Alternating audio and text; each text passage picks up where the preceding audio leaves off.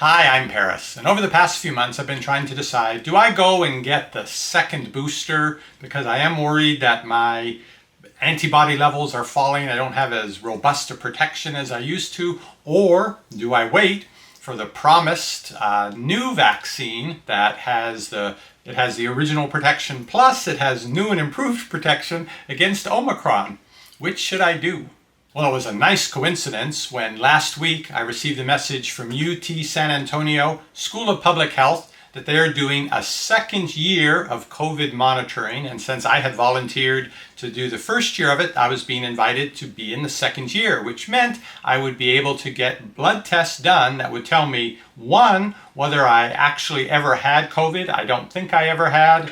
But sometimes you get it asymptomatically, so I could know for sure. And number two, I would get to know my antibody levels from the vaccination, the last booster that I had last fall, to see if that was still holding up for me. This Texas Cares COVID monitoring program, where they wanted to learn more about people in different communities and who was getting COVID, who was still not getting it. I was in the first year of the program and I thought it had finished, but they decided there was still more to learn. So they came to people who were in the original program and asked if you wanted to do another year. Now, I don't know that they asked everyone. I've read that researchers now are especially interested in the remaining few people that still haven't had COVID.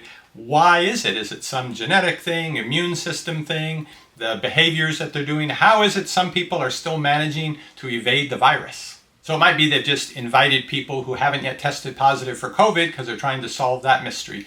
In any case, it means I get more blood tests and I get to see those numbers every 3 months going forward through this year. So this will really help me make my decision about what to do right now. Go and get the second booster or wait for this new and improved one coming out soon. Now, I'm going to show you my numbers, but just like it says on all the documents related to this study, don't go taking these numbers as meaning something other than what your doctor tells you they mean. So I'm not offering any medical advice. I'm just sharing anecdotally what I have done in terms of getting my shots and what that has shown in my antibody numbers. And then I'll tell you the decision that I've made, but I can only say that's the right decision for me. So I'll briefly explain that I finished up chemo in February of 2021, and then I went and got my first COVID shot in March. So it was only a few weeks afterwards, and the chemo really suppressed my immune system, wiped out all my white blood cells. It was a whole thing. And so I didn't know how good of a response I got, how many antibodies I produced because my immune system was so weak. And then I guess it was 30 days later, so early April, I got my next shot, second shot in the series, both Moderna. And I thought, well, I hope I have good protection, but there doesn't seem to be any way to really know until I was invited to join this program, the Texas Cares program, and got to have the blood test to see my antibody levels. And here's what I saw.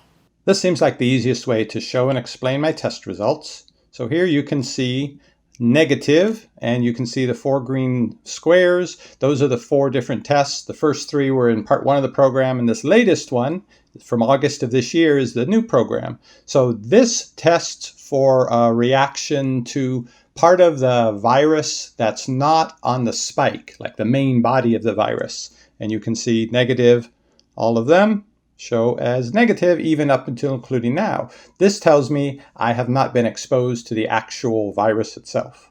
And in the next section, my numbers are all 0 because I didn't have a reaction to that part of the virus. I wasn't exposed to the virus. The next section, though, this shows positive because I did have a reaction to this. This is the spike protein reaction. So if I show positive here, but negative on the main body reaction, that shows that I did have a response to the vaccine, but I have not had the virus. So, okay, we look again here, August 2021, November 2021. Yeah, of course, I've got this positive. What we really want to know, though, are what are my numbers? My test done in August showing a value of only 514. Now, is that good? Is that bad? Well, they didn't tell you, but from poking around online and other people posting their scores, we sort of figured out that 1,000 or above meant you had a strong reaction to the vaccine, so we assumed you had a better protection. Under 1,000, not so strong. Again, this is all unofficial, just people online communicating and coming up with this. So I was worried that I didn't have that great of a protection after my first 2 shots, probably because the chemo had knocked my immune system so out of whack. So then I got my next shot. This one was after the first booster. This was months later. I think it was in September I got the booster. So my immune system had recovered, and look at that. I'm over 2,500. I'm off the charts of having a response. So then I could finally relax. But as time goes by, you wonder, well, are my antibody levels still up? You know they're going to fall somewhat over time. So the next test was February. Hey, still over 2,500. They don't measure if it's over 2,500 because it's so high. So it's good to have that. Okay. Then months and months went by, and I thought, well, surely my numbers are going down. Should I go get that second booster or wait for the better one that'll be another month or 2 or 3 away?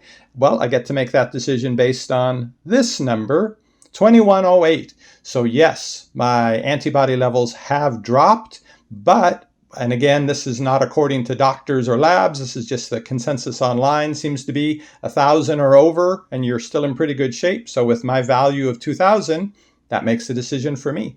I'm going to wait and hope that this new bivalent, which means it has some protection against the original version of the virus, but it's added with the new and improved protection against Omicron, which is the one making the waves everywhere now, you get both of that with it. So that's the one I'm hoping for. All my shots have been Moderna, so I'm planning to stick with that. I don't know why, other than to say it's done well by me so far. I haven't gotten COVID, so I'm sticking with it.